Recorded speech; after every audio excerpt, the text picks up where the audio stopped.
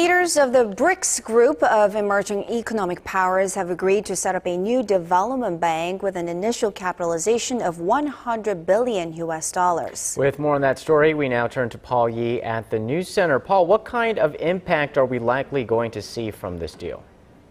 It could radically overhaul the existing global financial order. The BRICS nations are forging a multi-billion-dollar financial alliance, agreeing to establish a development bank that they hope will rival Western-dominated institutions like the IMF and World Bank. Our Connie Kim reports. The leaders of the 5 BRICS nations have signed a deal to launch a $100 billion development bank and a currency reserve pool with the aim of challenging Western-dominated institutions like the World Bank and the International Monetary Fund.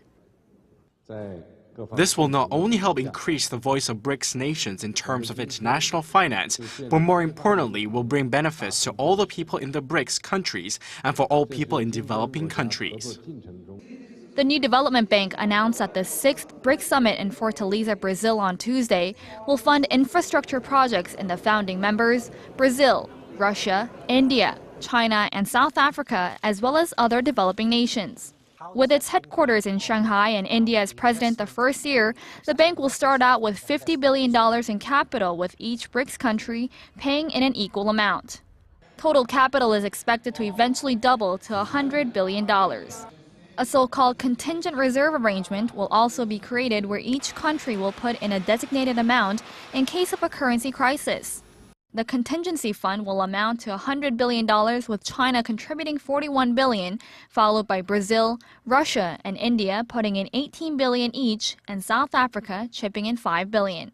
BRICS represents about 42% of the world's population and accounts for roughly 1/5 of the world economy. The launch of the institution is being seen as a landmark achievement as the 5 countries started summit talks in 2009 to counter the influence of the West.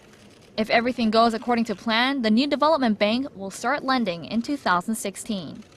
Connie Kim, Arirang News.